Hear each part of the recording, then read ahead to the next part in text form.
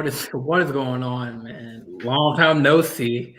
Got the Echophone in the building, man. Miss you, my brother. How you doing, man? Jay, finally, come on, man.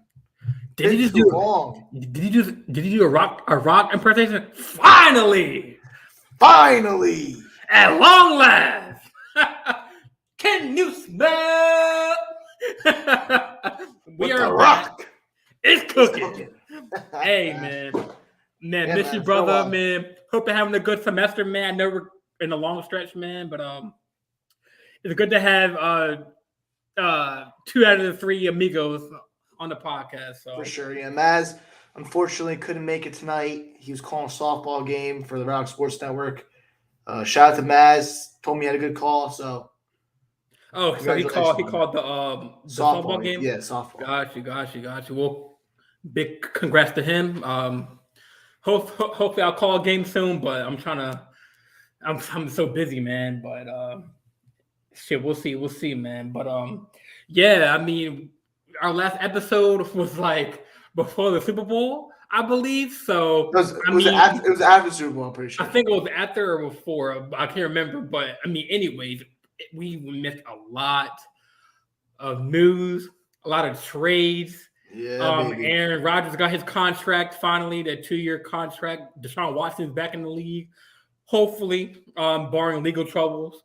And I got some NBA news. And finally, we got MLB, which is I'm going to leave for a different show. But baseball's back after the lockout. Yankees are what? They're 3-0, I believe. They're playing. No. The 2-2. Oh, I'm sorry, 2-2. So they're playing. I think the Houston right tonight. No, tonight they're playing Toronto. Oh, Toronto. See, baseball's been back. I forgot who's on the team. You're caught up with the Nets Cavs right now. As we talk right now, the playing game tournaments just started. So yeah. Nets and Cavs, and then I think it's the 9-10 in the West after this, right? Right. I think it's the Pelicans Spurs. Yep.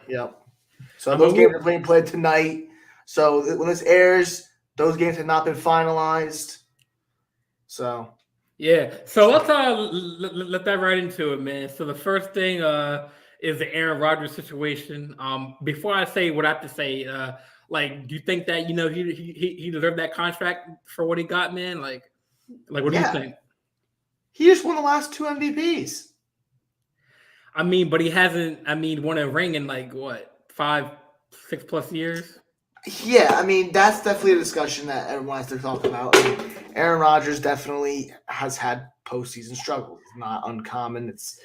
It's been highly noted in these last few years, but the man's coming off 2 straight MVP seasons. He's still a top 5 quarterback in this game.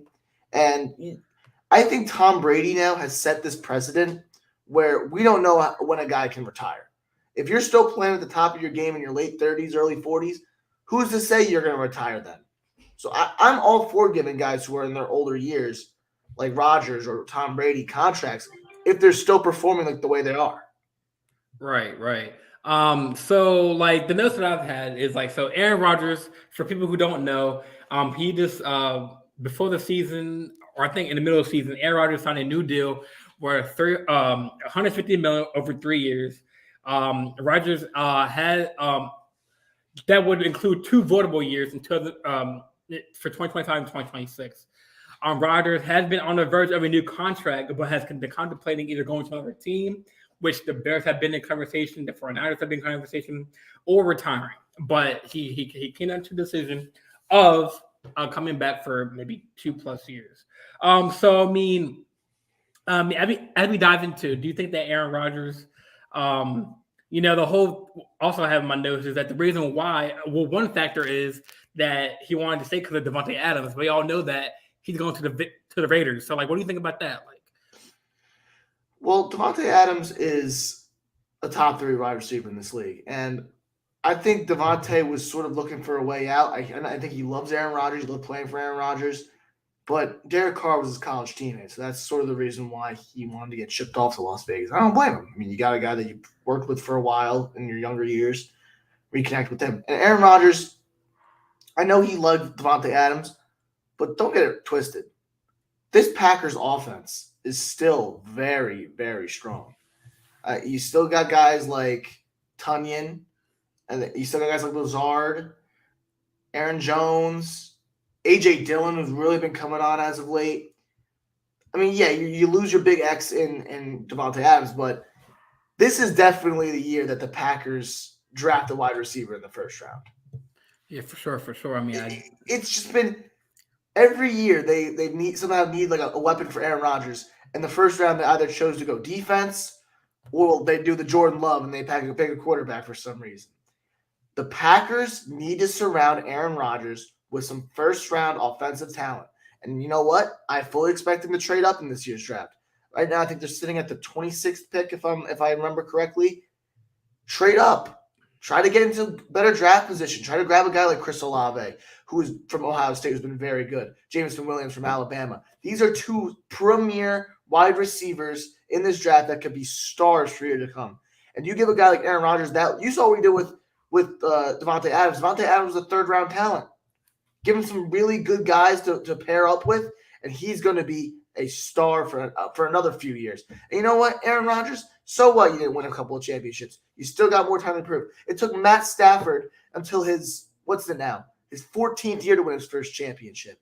Aaron Rodgers has way more talent than Matt Stafford. I believe he can get it done if he has the right pieces around him. Yeah, I mean, you have some you made some good points. I mean, I guess my opinion is I feel like if he doesn't win a ring this year or this coming year, his window is getting a lot more narrower because age factor. He's 38 going to 39. I mean, I know Tom Brady's up there with age too. He's 38 going to 39. He's not getting any younger. And now with Devontae Adams going to Las Vegas Raiders, that brings my take even down a little further because of him not winning a Super Bowl. Because, I mean, if you think about it, over the couple of years, Adams was his top target. But I did my research. Part of the reason why Aaron decided to come back was because of Adams. And the one factor I read up on was that Aaron came back because of QB coach Tom Clements, who was Rodgers' 2006 QB coach with his first gig. Clements took the opportunity after former Packers coach Luke Getsy, who went to the Chicago Bears this offseason as their offensive coordinator. Aaron wanted to see if his longtime QB coach would come back and coach for Aaron. So obviously that's a big factor. The QB coach Clemens said that he knew what Aaron wanted. He wants another ring, and it's good they're on the same page. So that's a big factor in that too. What do you think about that at that point? Yeah, I mean, the coaching staff that they got around Rodgers is pretty good. Matt LaFleur is definitely got to be a top 6-7 coach in the league right now. He's young. He's brought this new high-powered offense. He's very creative. You can see the packages that they use with Devontae Adams throughout this last few seasons. And then now you got a guy like A.J. Dillon in your backfield. I think A.J. Dillon's going to be a breakout star in this league just because of the power running that he brings to that offense. Aaron Rodgers has shown that he could do it with pretty much nothing for a long time. Look at that year when he had Jeff Janis and Randall Cobb. He's shown that he can do it with minimal weapons. So I just say, give him a first-round wide receiver talent. Maybe you go after a guy like Sammy Watkins, who's a free agent right now. I think there's a few more wide receivers that are still on the market right now. Go after someone, get him a weapon, draft a first-round talent, surround him with guys that will help him win a championship. Yeah, I didn't put it in my notes for this segment, but I was saying that even the Kansas City Chiefs are in the same predicament. I mean, with Tyreek Hill going to the Miami Dolphins, I mean, I feel like they had to trade. I mean, they had Juju Smith, but I feel like they had to trade for another wide receiver in the draft. I feel like I feel like this draft is more D-line, big man heavy. We got some quarterbacks in the draft, some wide receivers, a lot of cornerbacks, but definitely there were some under the radar receivers that haven't been talked about that could be the next Devontae Adams for Aaron Rodgers. Or look, Julio Jones is still available. Yeah, I know he's not what he used to be. He's not the guy that was first team All-Pro for how many consecutive years, but I think he was underutilized in that Titans offense, and that's sort of the reason why he didn't really pan out there. I mean, injuries also played a factor, but he's a guy who's never really been injured before last year. So I think that you can see that's sort of an outlier. So you bring in a guy like Julio Jones to work with Aaron Rodgers, then you draft the first round talent. I think that's the way to go. Yeah, for sure, for sure. And just the fact that when I read when I was doing my research about how they're both on the same page, I mean, it could be a good sign. I mean, the coach, he wants Aaron Rodgers to get a Super Bowl, and he wants to help him get that Super Bowl. So I mean, in order for a QB coach and a coach to be on, or for a player to be on the same page, that's a good sign. Actually, I'm gonna change the schedule. I'm gonna talk about. Actually, it's the only episode I'm gonna find because now I'm gonna bring up my boy Lamar Jackson. You know, it's been the top news of the offseason. Is Lamar gonna sign? I'm not getting a fine for this because this is an actual story. Yeah, this is an actual story. So I mean, hey, if you were looking at my notes, you would be pretty impressive by my notes. So after Mahomes' enormous contract extension back in September 2020, he signed a massive 12-year, $502 million contract, bearing if he hit all his incidences. His base value is salary before his new deal is worth $47.6 million for an average of $39.8 million per year. At the beginning of the year, this year, the Mahomes will make a whopping $45 million per year. Clearly, Mahomes has sort of blasted wide open the QB market for the modern day quarterback.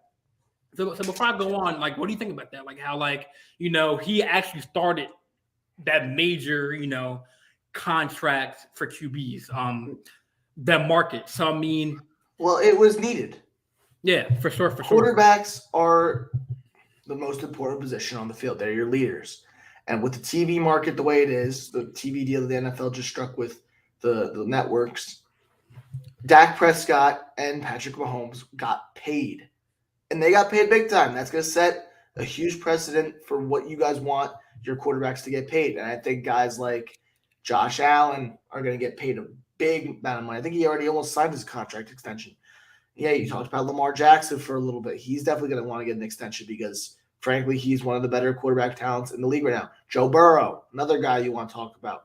These guys deserve to get paid the big bucks because the NFL's raking in right now. It's the same discussion you go back to MLB in the lockout because the players wanted more money because the lucrative TV contracts that the owners have signed, and the owners are being a little greedy and not giving that to them. And I think the NFL's case, the quarterbacks are asking for more money.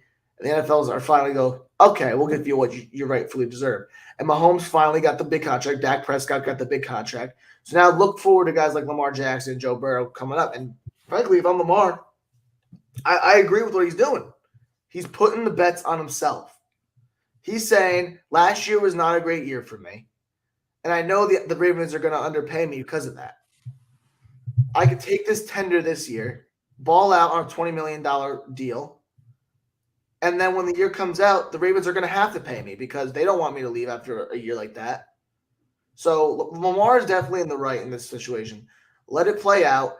I get it. You want to surround more guys with him, so you want him to sign that extension now so he's not getting paid more this year. But he needs to understand. You got to understand that this man needs to put some pressure on himself because that's how he plays well. Yeah, I mean, actually, that's funny you brought up my next point because I was going to say, well, the next QB that this offseason is not a big deal, which I thought was surprising. You know, he's a good player, was Deshaun Watson. He signed a 5-year, $230 million deal after coming not being able to play for like what 1 to 2 years, or I think it was a year and a half or a season, because of legal troubles. He won a legal battle, but I mean, he got paid the big bucks. What do you think? I mean, before I go on with this take, like, what do you think about? I mean, obviously Watson is a key player, good quarterback, but he hasn't seen the field in like a year or two, or like a season or two. So, like, do you think he deserved that 5-year contract, or do you think the Browns are betting on themselves for him, or do you think that? Like, what do you think? Deshaun Watson is a great talent. Mm-hmm. For sure. He was the year before the whole thing happened. He was the top fantasy quarterback in terms of fantasy points, and he was on a losing team. That just goes to show how like good he is. And if you surround him with the right talent, the right defensive scheme, he could be a successful NFL player. Problem is, he wasn't going to get the big bucks because of the whole situation that happened. I don't think the Browns were going to pay him a 10-year contract because, the lawsuits and all that. And they don't want to take a huge gamble, because if he turns out that he is guilty in the second trial that's going on, they're not going to pay him. So might as well. I think the 5-year 230 is probably right. That's definitely where you want to be in that area. You got him for 5 years. You got him in the prime of his career. So now you got to build for this little time span. Yeah, and then you actually covered my point with Lamar Jackson. So I was like, what's the holdup for Lamar Jackson? Lamar is betting on himself.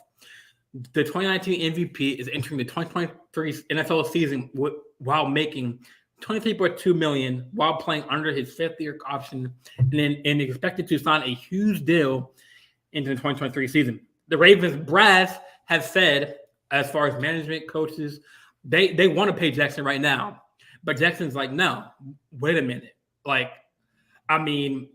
Lamar's season record is 41-17 overall, and his postseason record is 1-4. So that's where he's saying, wait a minute. I'm hearing the critics say, I'm bad in the playoffs. So let me play this season, go hard, and then let's see what will happen. Extend the time in the playoffs. In my opinion, like you said, I think it's smart for Lamar to bet on himself, because as his stock grows throughout the season, and he changes his game, he will be in line for a huge contract extension that will put him in the top 5 most highest paid quarterbacks salaries. Mahomes sits at $45 million. Josh Allen sits at $43 million. And I think Dak Prescott is at $40 million. It is projected that Lamar will either be above or below Josh Allen's pay rate. But we all saw what Cousins did. I mean, he exercised that option, and now he got to pay the big bucks. Allen was the first QB out of Lamar's draft class to get that deal, that extension. So, that's another thing. Yeah. So. Well, Darnold didn't get an extension because he got traded. Yeah. Rosen's not playing anymore. Baker now is going to go to another team. And, yeah, so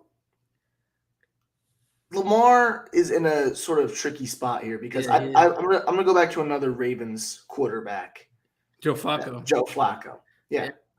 Joe Flacco, the first 4 seasons of his career, he had made 2 AFC championship games. Mm-hmm. He had lost both, one of the Steelers, one of the Patriots, and he was in line for an extension. And I think this is almost a similar sort of story, where the Ravens literally told him, you got to give us a good run here. And if you choke in the AFC championship game again, we won't pay you as much. And then, the rest of the story. Joe Flacco went all the way to the Super Bowl, beat the 49ers, gave the Ravens their second Lombardi, and then he got the biggest contract extension a quarterback's ever received. So I think it's a similar situation. I think Lamar Jackson, Ravens literally told him, we've seen your playoff success. We've seen what you've had in recent years. These last 2 years were not as good as your MVP year. You sort of regressed a little bit. If you could show us improvement in the season when you're paying $20 million off the tender, then we'll pay you. We'll pay you the big bucks. But you got to show that to us. And I think Lamar's saying, you know what? And then the Ravens also say that, or you could sign your extension now and be guaranteed that money. And Lamar goes, I'll take the first option. And you know what? I don't think it's completely crazy like most people think it is. Because we've seen Lamar. Whenever people doubt Lamar Jackson, he bounces right back. Look at him in Louisville. Louisville didn't think he was going to be a quarterback. He only got 3 Division II offers. He went to Louisville, became a Heisman winner. But in the NFL, they wanted him to be a receiver. They thought, the Chargers might draft and to make him a receiver or something like that. Nope. First-round draft pick, quarterback for the Ravens, became an MVP in his second year. When he is doubted, Lamar Jackson plays the best. And you know what? He's doubted again. And I'm pretty sure he's going to play very well. Yeah, it's funny because when I met you, Ant, when I met you and Maz, when you told me you were you saw my face when I first met you, when you said that you're a Ravens fan, man, because like living in Jersey, New York area, like a lot of Jets fans, Giants fans, Miami fans, and it's cool to see like me and you on the same page with like for once, man, for once with Lamar Jackson. Cause I love to say the man's name, man. That's why I get fined like $5 an episode. But I mean, like he's very humble. But now the question is, where I see where Lamar needs an agent is off the field antics. We saw back in 2019 and 2018 what he was jet skiing and he almost hurt himself, right? No, he was playing football on a beach and he tripped over a jet ski. Oh, okay. I thought he was riding a jet ski and it tipped over. So he was playing football in the water and he tipped over. Yeah. See, that's where I see. I get from the financial side, he's good as his own agent because he's smart. But I feel like where he needs, I mean, I don't know who's in his ear or who's in his head, but like someone needs to tell him, like, man, this ain't right, man. Like, you just stop putting yourself in places to hurt yourself. You know what I'm saying? And like that's where I draw a line with him having an agent. But I'm all for it, him not having one because of what he's doing right now. Like, I feel like if he had an agent by now, he would have signed a contract, and it wouldn't have been a contract that he's looking for next season. So I mean, he's like we both said, he's betting on himself. And like you said, like he shocked a lot of people. Like, oh, they say he wasn't going to win MVP that season. He did win it. Unanimous MVP, not just like straight set in stone MVP, unanimous. So I mean, that's saying something. But yeah, I said, we all know he represents himself, so it's a good thing that he's in no rush. But a lot of Ravens fans, I follow a lot of Ravens pages on Instagram and Twitter, and they say that they're kind of mad that he doesn't sign something right now because like that's holding us up from signing other key players. Like after the segment, we're going to talk about the free agency and what we think about that. So like, I mean, we had a chance to get Bobby Wagner. I mean, obviously he wants to stay on the West Coast. He's a West Coast kid. I mean, we could have signed, like who else were we in the talks with? I know Wagner. I know what was on the market. Was Darius Smith, but then the Darius. Oh, backed out. Yeah, that. And I mean, a lot of my friends and my cousins have said that the reason why players don't want to go to the Ravens is because the way Greg Roman has set up the offense is for Lamar. He's a dual threat quarterback. He can run and pass the ball, but he only targets Mark Andrews and Hollywood Brown sometimes. And most of these big targeted receivers want a Mahomes or a Brady. I'm not saying Lamar doesn't have. I'm saying that like the reason why players ain't coming to us is because Lamar plays different than other quarterbacks. I'm not saying that's wrong or right. That's the facts. I mean, we're like 8-9 weeks into free agency, and we had to sign a big name receiver. I mean, we had Bateman, which I've seen they've been working in Florida together, looking real good, getting that connection. I know AB's in this conversation, but I don't think I want him. I don't want to be. But like, what do you think about that? Like, all these top names. I mean, I think we had Tyrann Mathieu, but he hit it with the Saints the other week. So the Ravens don't need Tyrann Mathieu. No, I'm just saying like players who have listed for us like they're really interested in. I mean, so like, what do you think about that, man? Like how these top free agents don't want to sign with us because of Lamar's play style. Like, I don't think so. You don't think so? I think offensive linemen and running backs would love the chance to play with Lamar Jackson. Like, look at the Ravens are going after Melvin Gordon, I heard yesterday. So there are guys that want to play for Lamar Jackson. Receivers are tougher because they don't want to be in a run-centric offense. That's what I think you're trying to allude to. Yeah, yep, exactly. But overall, I think many players would love to play for Lamar Jackson, especially because he's just a great leader. He's, like you said, he doesn't get in any trouble. The locker room atmosphere in the Ravens is definitely one of the best I've always heard.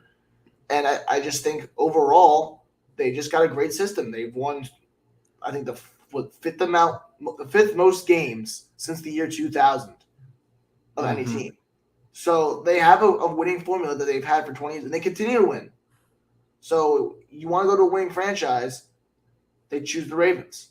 So that's what I think about that, because I think Lamar Jackson definitely brings a good leadership quality to this team, and that definitely attracts some free agents. Like, I don't know. I don't know if you have Twitter, but I know if you follow Humphrey and Marlon Humphrey and like Lamar on Twitter, like they and Jefferson, he's funny, Tony Jefferson. They try to recruit players, but it just ain't working. Like, I mean, Lamar was like, "Yo, listen, I'm gonna step back, let the front office do their recruiting, because I'm gonna sit back." But I mean, who wouldn't want to play the Ravens, man? Like, we are known before Lamar came to town. Like, we were known as a defensive team. Ray Lewis, Ed Reed. Mm-hmm. Haloti Nada. I mean, like, who wouldn't want to play with the Ravens? Like, I mean, I know that. Then again, it comes with Lamar's, contract about us giving more money for us to sign players, because the cap space is kind of like, narrow, because we can't really sign too much players for like we can't sign a Tyreek Hill kind of player type contract, with the money that we do have right now. So, Yep. I mean, we're we're us being a Ravens fan. Where do you see us in like the standings next year? Like, I know Steelers I think the Ravens will be second in the AFC North. second in the AFC North. What about I the think conference? I think the Bengals are going to be first. I think the Ravens, out of the three wild card teams, are definitely. I think they'll be the second wild card team. Second wild card. So you're not even putting this in the top tier like conference. Like, I don't see it. I love the Ravens. I think they're going to be a good team this next year, but you can't contend with teams like the Chiefs, the Chargers. I think the Broncos have definitely gotten better. The Raiders got better. The Browns got better. The Bengals got better. The Patriots, the Bills, the Dolphins got way better. Like, there's so many teams in the AFC this year. The AFC is so condensed with great teams that it's tough, because even a team like the Ravens, that probably in a normal year with a good conference would probably be a division winner, they're going to get sidelined because there's just so much good competition in the American Football Conference this year. So I think they'll definitely be second. I think the Bengals will be in first because they're the reigning Super Bowl champs, and they only got better. And I think the Browns will be in third, because I think it's just going to be a new trial year with Deshaun Watson there. I think they lost a few guys like Landry, Beckham. They lost a few key pieces on their defense. So I don't see the Browns really contending for the division championship that much this year. But years 2 and 3 under Watson are definitely going to be a lot better. I mean, I'm looking at our well, they don't have the actual games like for the dates for next year, but they had like the home and away opponents. Obviously, we play our division teams twice. So I got Steelers, Browns, Bengals. Then our out of conference against our the Falcons. These are our home opponents: Falcons, Bills, Panthers, Miami, and Broncos. And then our away opponents are the Steelers, Browns, Bengals. We got the Patriots, Saints, Jets, Buccaneers, and Jaguars and Giants. I mean, we did have a fair. I mean, there's some teams that are like that are wins that we should win. So I mean, our schedule are kind of favorable. I mean, we don't play the Chiefs, I don't think, this year, which is kind of surprising because I mean, obviously Lamar's like 1-4, 1-3 against Mahomes, but when they play, I mean, it's a box office show. Well, usually the way the schedule's worked is all first place teams and all playoff teams, I think, have to first place teams have to play first place teams in the AFC. And Lamar just got had to play Mahomes 4 years in a row just because they were first place, and then the 1 year they had to cycle back AFC West opponents. It's just been weird. That's why they've always played Mahomes every year. But I think the Ravens are going to come this year probably in the 10, 11 spot in the power rankings, and they got to have some big key wins if they're going to move forward, because they're definitely going to be playing teams that are going to challenge them. I think this year they play the NFC South, I'm sure. Mm-hmm. Yeah, so they're going to be playing teams like the Falcons, the Saints, Panthers, Bucks. So it's not the best division to play in the NFC because they're probably the worst division in football right now. But when you got to versus the Bucks, it's gonna be a challenge. I think Lamar Jackson's got to really buckle down this season, because if he wants that big payday, he's gonna need to really step up his game. Yeah. So moving off the Ravens, I mean, like we talked about Bobby Wagner, we talked about other like what are your surprising, free agent signings throughout the league? Like what do you think that caught your eye? So, of course, Tyreek Hill was definitely the biggest trade and sign that we've seen because Tyreek Hill's a top 5 receiver. And the Dolphins were definitely in need of one, but you got a guy like you got a guy like Jalen Waddle in that offense, and then you add Tyreek Hill to it. That's going to be potent.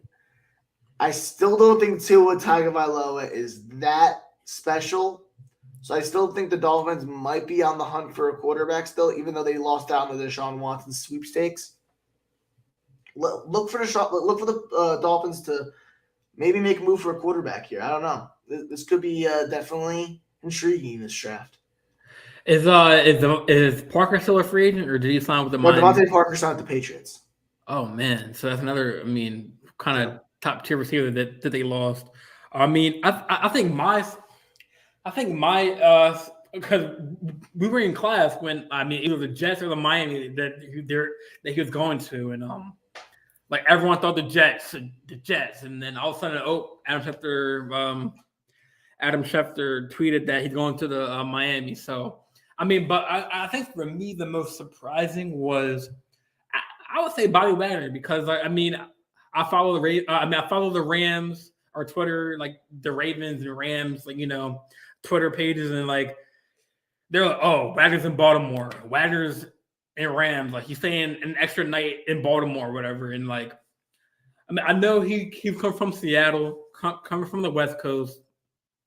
But I thought that he could be the next like Ray Lewis for us, man. Like holding down that middle with Mosley. Why not? we have a good defense, but I think that's my shocker. I know, but the question is that how much money do the Rams have because they just signed Donald to a contract. Now they signed and Allen Robinson. I think. Correct me if I'm wrong. I think OBJ is still on the team, but I think he might be a free agent. No, OBJ's gone. He's a free agent. No, Odell signed somewhere already. He signed somewhere? Yeah. No, I don't know that. I thought he was still on the market. Oh, no, I think next year he's still on the market. Because he's hurt. I think an ACL is coming from the ACL. Yeah, well, it's going to be tough. I know you were saying earlier that you wanted the Ravens to sign him, but I don't think he's the guy the Ravens should be looking at because he's. I would say if he didn't go down because he had a good game in the Super Bowl. Like, if he didn't get injured, I'd say yeah, but not the case. Yeah. But back to the point where you're saying a free agent that you were surprised. Yeah, I think it was Wagner. Yeah. Well, you said Wagner, but I'm gonna say J.C. Jackson. Okay. J.C. Jackson was definitely a top cornerback in the league. And the Patriots could have franchise tagged him for this year. But they chose to let him walk, and the Chargers snagged him right up. And the Chargers, we aren't talking enough about their free agency. They freaking dominated. They got Von Miller. They got J.C. Jackson. I think they added someone else to that defense. But they've definitely ramped up the defense. You add Derwin James already to that defense. You got Kenneth Murray already. Just Joey Bosa up to that defense as well. The Chargers have built a legitimate defense coming into next year with this free agency period. Get ready for them to be a top 5 defense, and then you match that up with Justin Herbert in the offense, with Keenan Allen, Mike Williams. I think the Chargers might be the surprise division winners of the AFC West this year. Well, that's a good take because I didn't think like they had it. They also got. I think you mentioned a Khalil Mack. Yeah, Mack, you're right. I forgot. That was the person I was trying to remember. Khalil Mack, Von Miller, and J.C. Jackson to one defense. I think my other sleeper or my other shocker trade was who was it? I think it was Von Miller because obviously good linebacker. But with that massive contract, for the Bills, I'm not sure how long. I think it's like 6 years, 5 years. But obviously he definitely deserves it. But to the Bills, I thought he would go to like a more well-known, established defense. Like I'm not saying the Bills defense is terrible. I'm saying I'm surprised that he went to like a team that's like because of Josh Allen and Stephon Diggs is there, I thought they're like more of an offensive team than a defensive team. So there's another shocker. Like, and plus that broke the linebacker barrier. Like Bobby Wagner, and like they were saying that that's why Bobby. Also, I think he manages himself too. I don't think he has an agent as well. So yeah, he signed his own contract. So I guess he was waiting for Bobby Wagner. I mean, for Von Miller to sign his deal to see what the market was. But I mean, compared to the Ravens, like these teams have more salary cap space to sign players. Like, so we're kind of in that narrow boat. But yeah, it's been a crazy offseason, and there's still more players on the market, like Tyrann Mathieu. I said, I know we got to start in Marcus Williams and Morgan Moses, man. So we got some good players off the market. Yeah, I mean, Hassan Reddick to the Eagles, Darius Smith to the Vikings, just Chandler Jones to the Raiders. It's just been a lot of players that's just been moving to different teams, and next year's going to be very interesting because I already talked a little bit earlier about how top heavy the AFC is. Yeah, the AFC is going to be way better than the NFC, but it's just been a lot of moves, and a lot of teams have gotten a lot better. And then I'm really excited for this draft, man. I always love the NFL draft. It's such an exciting time. I think it starts the 27th this year. Yeah. So, I've been writing my draft book for a few months now. So yeah. Well, thank God you. Well, I didn't put this on my notes, but I should have. But I mean, thank God you brought this next segment because that was the next. Who do you? So we have the 14th pick. I see a lot of reports saying we can get Sauce Gardner as a corner because you don't think so? Like, who do you have on your list at 14 for us? For the Ravens? Yeah, for the Ravens. Because I mean, we have. I want Tyler Linderbaum. Linderbaum, center from Iowa. Ravens need offensive line help. We just lost Bozeman. Our interior offensive line has just been decimated. I mean, I think with Stanley coming back, he'll be our left tackle. Moses will be the right tackle. I think the guards, we got Zeitler on the right, and the left guard's just a big hole right now. And the center's a big hole now with Bozeman gone. I heard Macari might go to center, but I don't like that. I'd rather have Linderbaum because I've seen some of his tape. Great run blocker. He goes to second. He can shoot to second level real quick. Mm-hmm. He's a good pass blocker. He's a very three-tooled offensive lineman. He could pull as well, and the Ravens love to pull their guards and centers. So I want Tyler Linderbaum to get drafted at 14 because I think he's just a good fit for this offense. I've already heard that Marshall Yonda has been training him. So when you got a Ravens legend like Marshall Yonda, also an Iowa offensive lineman. I forgot about Yonda, man. So I expect the Ravens to take Linderbaum, and I would not. I'd be very happy if they took Linderbaum. There's another big man. He's probably gonna be gone, probably in the top 5, top 10. But another big line, Trevor Penning. He's nice too, man. I'll take him too if he's available. Like watching the draft combine, like it's kind of boring, but it was actually this year it was exciting because like all these big linemen moving fast. But Trevor Penning, like this dude, like he gets angry at everything. He beats the other player on the other side of the ball. He is scary, and that's scary to say when he's not drafted yet. I mean, the man's a monster, like 6'7", 300-something pounds. That's what we need. I mean, so I'll take either Linderbaum or Penning, like if they're available. I mean, yeah. I mean, the Ravens need offensive line help, and I think they definitely need help at linebacker as well, since we weren't able to get Bobby Wagner. I know they signed LJ Fort and Josh Vines again, so they'll be stand-ins as well.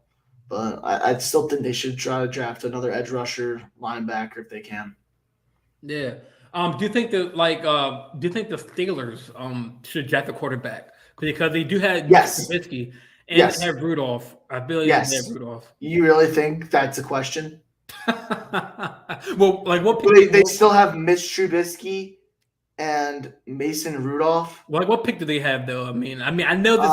They have pick number 16, I think, or 17. I heard Pickett might be a quarterback of their liking. I'm not on Pickett. I don't think Pickett's as good as everyone says he is. I think he had a great college career. I think he's got some of the measurables, but I just think he's not as mature as some of the other quarterbacks. Sometimes he can be a little cocky. And Baker Mayfield was a little cocky back in college. I just don't see him being a premier quarterback in this league. On the other hand, a guy like Malik Willis, I think he's going to be a superstar. Yeah, with him, like think about it. That's a good point. Think about it. Lamar, Burrows, Watson, and now potentially Wilkes. Willis. Oh, Willis. I'm sorry. Willis, like that. Potentially, that division will be star-studded. I just think Malik Willis has Russell Wilson potential. Oh, for sure.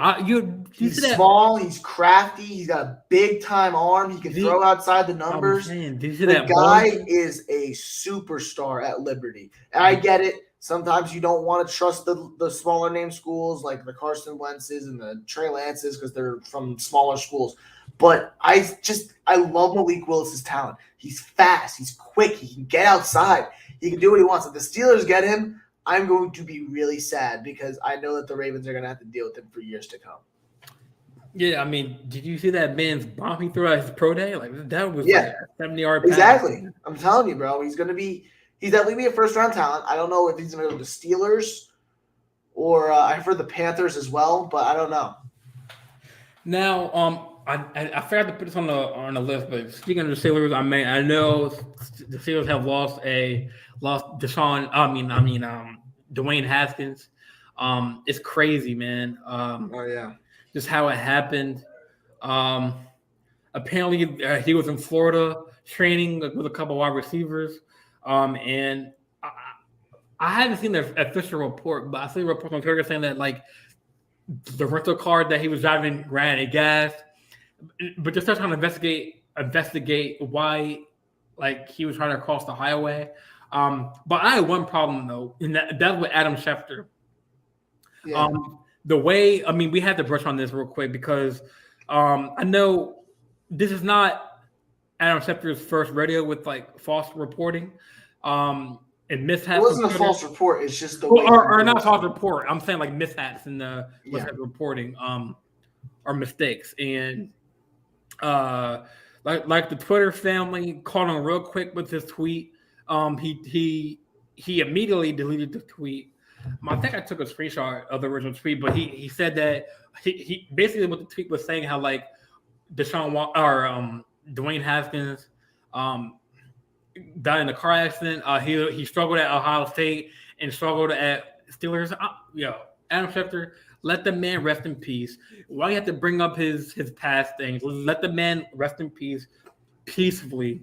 And apparently, I didn't see the whole thing, but I think he apologized on Twitter. Like it had like a video, but I didn't see it. I think it was definitely forced.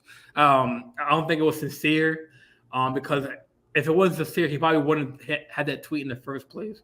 What do you think about that, man? Like, obviously, we wouldn't be talking about Mason. About Willis if it wasn't for Dwayne Haskins, because he was gonna back up Trubisky potentially. So, what do you think about that, man? About like the tweet and the Haskins story was definitely sad to hear. I fell asleep after I woke up early that day, and I woke up, and you were the first guy who texted Jay in our group chat. I saw ripped Haskins, and then I went on Twitter and I just saw everything, and I was like, wow. I mean, Dwayne Haskins, he was a great QB talent. You saw at Ohio State, he was one of the better pocket passers in the country. Yeah, and then he went to the Washington football team, played a few years there, went to Pittsburgh. And from what I've heard was he was just a great presence in that locker room in Pittsburgh. Tomlin loved him. The players loved him. Chase Claypool actually had a video where he was crying. Like and I saw a video the day before. Like he was hanging with Najee Harris, and he was sort of like just hyping up Najee Harris's outfit. And it just goes to show you like life can be taken in an instant. And I know like what he did on the road was just you sort of question it, because when you're on the highway and you're a multimillionaire, you have AAA, you could call to fix your car. Why are you even getting out of the car? Like, stay there. I mean, you got a great future ahead of you, and it sucks to see that because he had still a whole lot. And I truly believe that Dwayne Haskins was going to start one day again for another NFL team because he had the talent, and I think he would. And then Schefter tweeted that, and then he deleted it. And I was like, so you're going to delete it and then put up another identical tweet and act like it didn't happen? Mm-hmm. Like, come on, dude. And then he did his little, like, I'm sorry to his family on his podcast. I mean, what are you supposed to do in that situation? I think you're supposed to do something like that, which he did. I think this is going to blow over in a few days once people cool down because it is a very emotional time because losing a guy like that in his prime of his life at 25 years old it's sad. And people are understandably emotional at something like this. So Schefter was definitely in the wrong. He worded it bad. He should have worded it better. He should have gone with the second tweet that he threw out there before he went with the first tweet. But I think everyone was justifiable to hold Schefter accountable because Schefter is a premier NFL analyst. When you ask anyone in this NFL fandom, name an NFL analyst, who's the first person they go to? Adam Schefter. You are the guy for football news.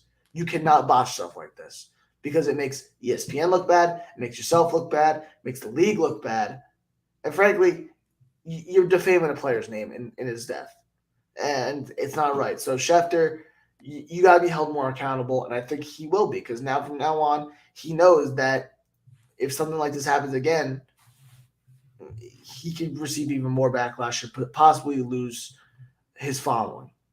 I mean, speaking of that backlash, there is sports fans around like the world and in this country saying that he should lose his job after this tweet.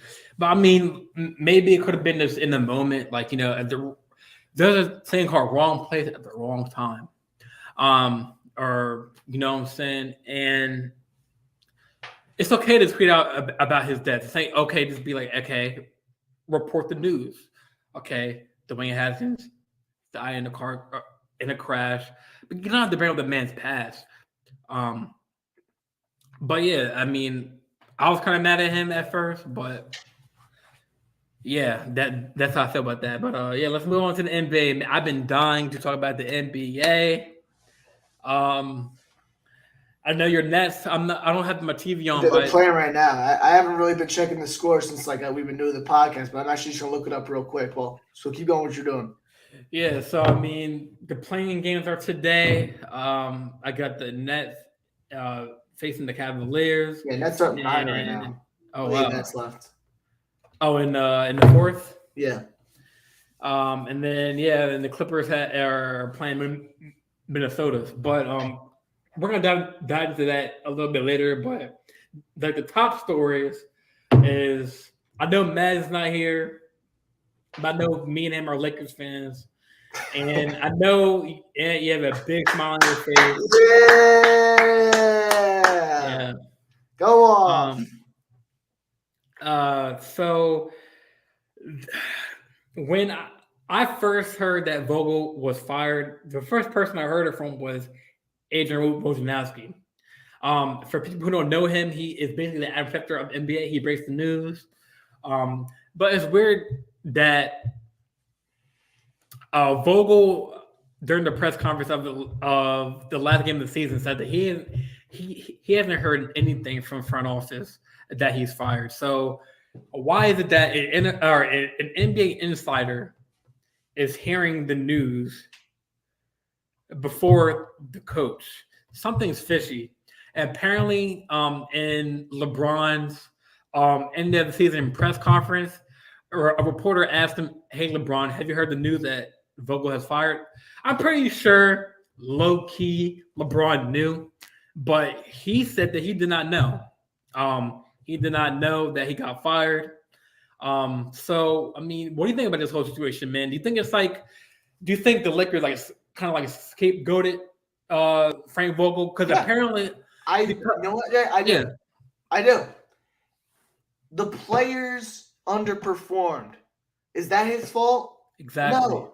Exactly. I mean, yeah, his lineups were not great, but when you got 5 players, when you got a guy like Russell Westbrook that you're signing for all that money, and you passed up on DeMar DeRozan, LeBron sat out the last 2 games in a playoff run. Anthony Davis was injured the whole year. What is he to do? His supposed big 3 was not showing up. I don't think it's Vogel's fault. He's being made a scapegoat here. And I get it. Yeah, the coach. He's the guy they're paying the money to win games.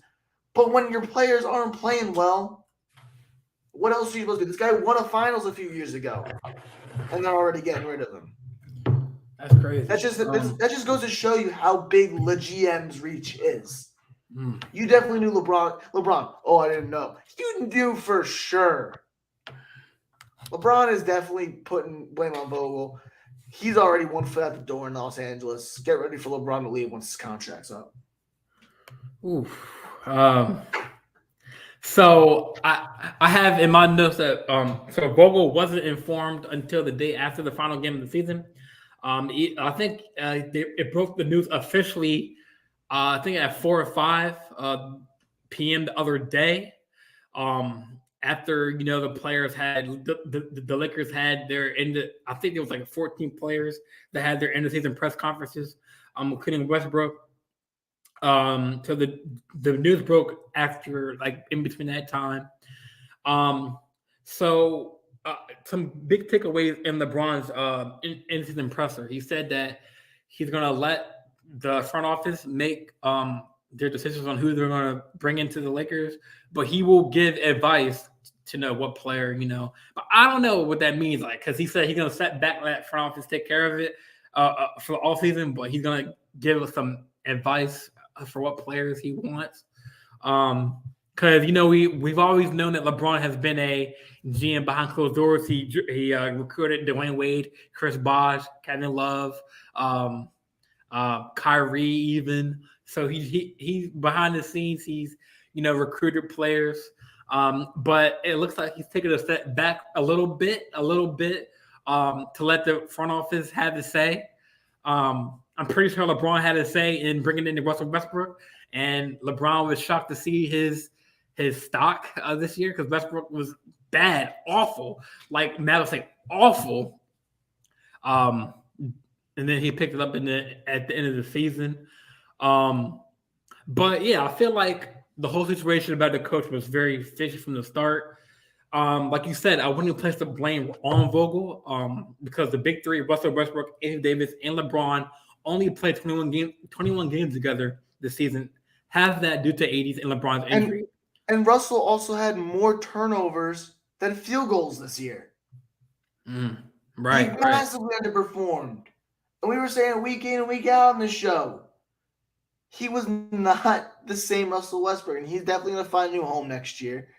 It's probably without a doubt. I heard LeBron quote something today, like he didn't leave because he likes Russell, but like the man had more turnovers than field goals. He's more of a detriment to the team right now. And I don't think he should really be around anymore. I think it's the best for the Lakers, the fans, and Russell Westbrook himself because of the whole shenanigans that he was going through this entire year with fans. If he just gets out of it.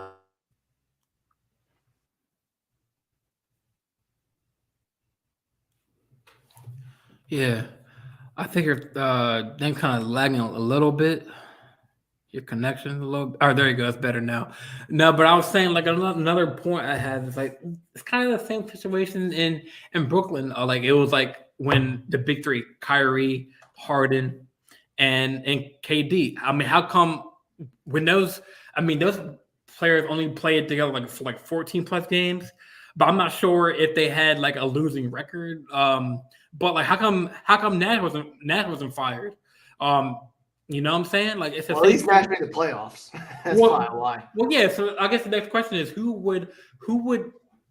I mean, obviously, the answer was pretty clear. But who has had the worst seasons? Because the Nets and the Lakers. Because obviously, no. But I'm saying we all. But they were both finals contenders, and Lakers didn't make the playoffs. At least the Nets made the playoffs. But the Nets are fighting for their life in a playing tournament. You know what I'm saying? The Lakers aren't. The Lakers are on the couch right now. But it's the same situation, man. I feel like no, it's not. Get out of here. Stop it. No. This kid's trying to say the Lakers had a better season than the Nets. You are not saying that right now. Let me finish, man. I'm saying take the playoffs out of it. I'm saying the regular season. I mean, like they both have like. I mean, the East is kind of competitive. We all know the East is more competitive than the West this year. We got the Nets. I mean, there are only a few players in the West: the Suns, Warriors, Memphis. And then the rest is like the Jazz. But we got the Celtics, Bucks.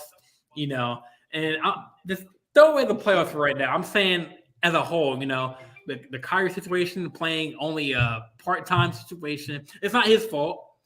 I mean, Harden got shipped to freaking to Philadelphia. He's not freaking producing right now. So I mean, they're kind of like in a tough predicament. So I mean, they're kind of in the same boat. I mean, they haven't played together. Like they only played like 14 games in the season. Yeah, I know the Nets are in the playoffs. I mean, like this regular season as a whole, like both teams have not lived up to expectations. Yeah. But I guess the way the chips fall, the Nets are in the playoffs or playing in tournament. I'm not sure what the score is right now, but I mean, I think that they're doing 2 straight games, right? No, so the way the play-in tournament works, 7 plays 8, 9 plays 10. Winner of 7 and 8 automatically gets the 7 seed. The loser of that game plays the winner of 9-10. Loser of 9-10's out. So the winner of 9-10 plays the loser of 7 and 8. Winner of that game gets the 8 seed. Got you. But yeah, I mean that's I mean, I'm happy that Kyrie can play full time now, but I mean, was it worth it? I mean, I think it's worth it for now, but I mean, through the whole season, man. Like, I mean, obviously it wasn't his fault that he couldn't play. It was the New York policy, but I guess the chips fall where they fall. I mean, the Nets are playing in the tournament, and that's that. Do we have any other things? Do we have any other things to talk about? The Lakers. Huh? Who do you think the next coach of the Lakers? The coach of the Lakers. Yeah. So the candidates. I mean, I think it was Nick Nurse. I full supporter of Nick Nurse for this. Yeah. Mark Jackson. I like Mark Jackson too. He's a good one. I didn't put it on the list, but I think it was Fizdale. He's in house for the Lakers. Assistant coach. I think Quinn Snyder. Rivers too. Doc Rivers. I don't want Doc Rivers, to be honest, man. I think Nick Nurse is definitely the guy because Nick Nurse took a team in Toronto this year. That was a bunch of scrubs outside of Van Vliet and Siakam, and they finished with a record of 47 and 30. Or no, they finished with a record of 48 and 34. They're going to be, I think, a 5 seed in the playoffs this year. And outside of Van Vliet and Siakam, the rest are all scrubs. Scotty Barnes, maybe not. But everyone else, scrubs. So Nick Nurse could elevate low-end talent, make him a pretty good team. Give him LeBron James, what's he going to do? Yeah. That's true. But I mean, to be honest, I think they play the Toronto in the playoffs in round 1, I think. And I might be crazy, but I think the Toronto can knock off the 76ers, man. If Harden can't step up, because Harden is not. Think about it. Like Embiid is terrific. He's obviously in the MVP race with the Joker doing his thing. He was the seat. He just had the highest, I guess, points per game, like the top scorer title. That's so Embiid got it. Yeah, he's set. I mean, I'm worried about like did you hear about Thibault? Like Thibault he's not a good defensive guy. Good defensive. Good defense. But I'm saying like with the vaccination, like he might not be able to play because like he's vaccinated. He has 1 shot. Yeah, so he's gonna miss half the games. So I mean, Toronto is a slippery team. They got Van Fleet. They have Pascal. Pascal Siakam. And they have Barnes. They have players that can, shock the the 76ers. But the only reason why I would say that they would shock them is because if Harden doesn't produce in the playoffs, because he's not the 60-point shooting guard he used to be in Houston. He can still get you a bucket, but he's not consistent in these last couple of games, like in the regular season. So, I mean, that's where I draw a line with them being a shocker. So don't be surprised if like Toronto comes back and beats them because of that. Yeah, I think Toronto's got a good team. I mean, what I'm saying is like I don't think outside of their three in Van Vliet, Siakam, and Barnes, they really got much. Oh, they had Gary Trent Jr. He's a good shooter. Yeah, but like, come on, any star power really? Not really. Van Vliet was an all-star. Outside of that, really nothing. I think Nick Nurse elevated this team to new heights. And I think if he gets the shot as Lakers head coach with LeBron James and Anthony Davis, they're going to be a number one seed next year. Well, the thing with the Lakers is they don't have the cap space, man, because I mean there's 7 players under contract.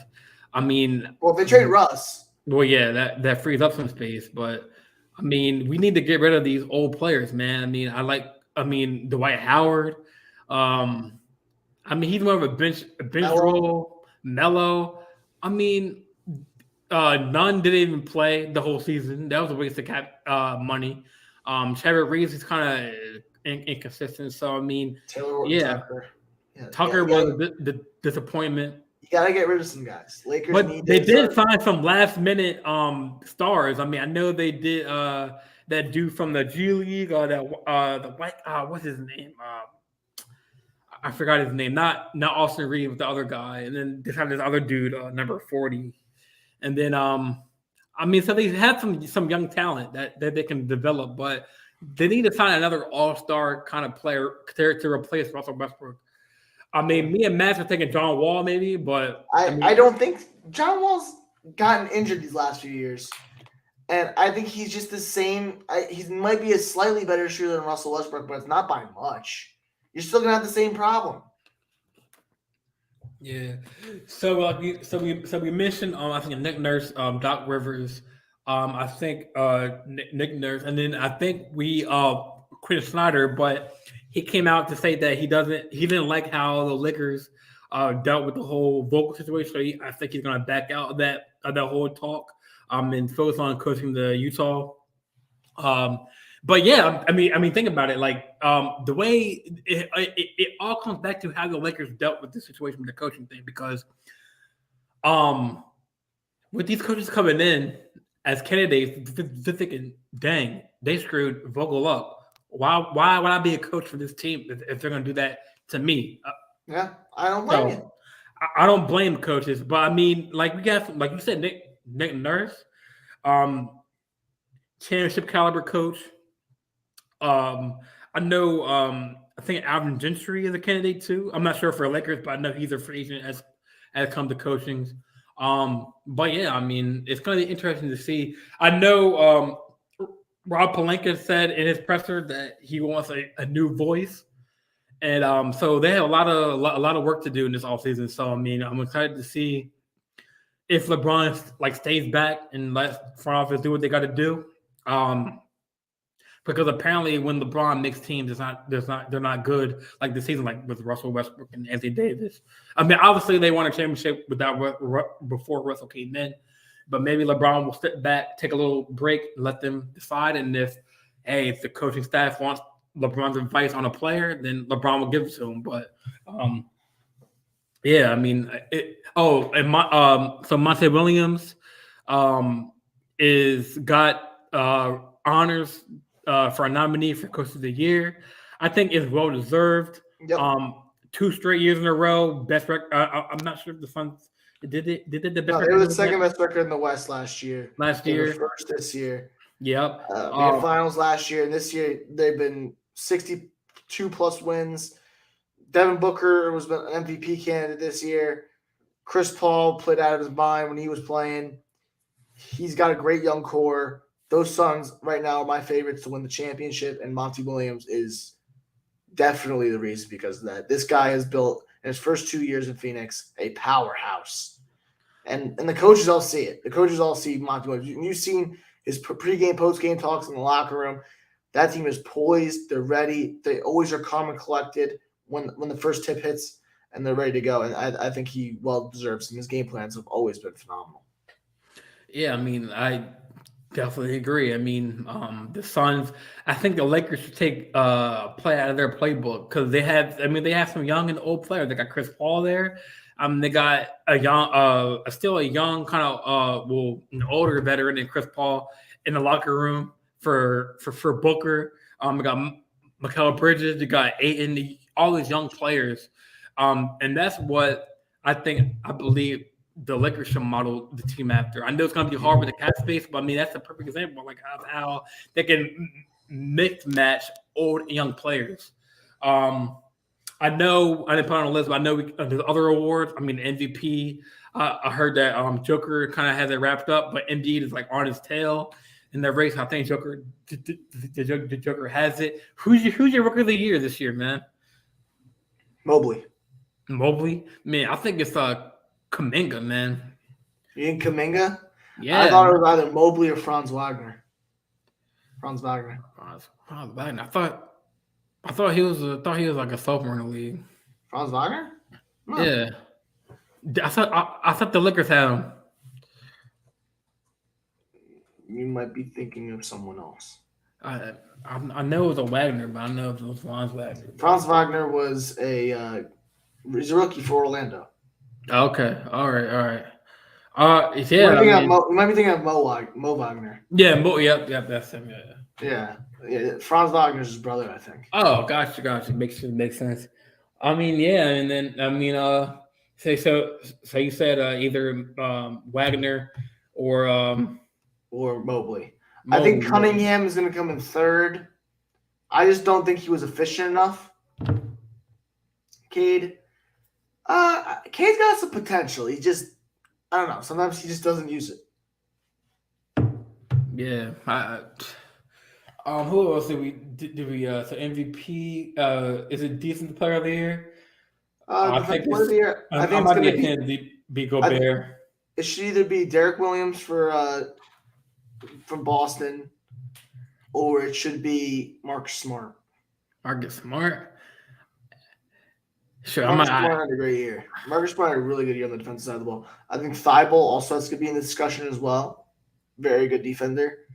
I like your Gobert take. I think Gobert's always in the running. Yeah, he's always in the running. The NBA loves his defense just because he's a great shot blocker. But I think those few guys that I mentioned, Williams and Marcus Smart are definitely the guys I think are going to win Defensive Player of the Year. Yeah. Well, I think that's wraps up for today's episode. I'm host George on the week. I'm my boy Ant Cafone in the building, man. Thank you for joining the show today, man. Dude, always. Yep. It was a good show, man. So we'll be back probably next week with another episode. Probably some more new news coming out, and so we'll see y'all later. Thanks for tuning in. Peace.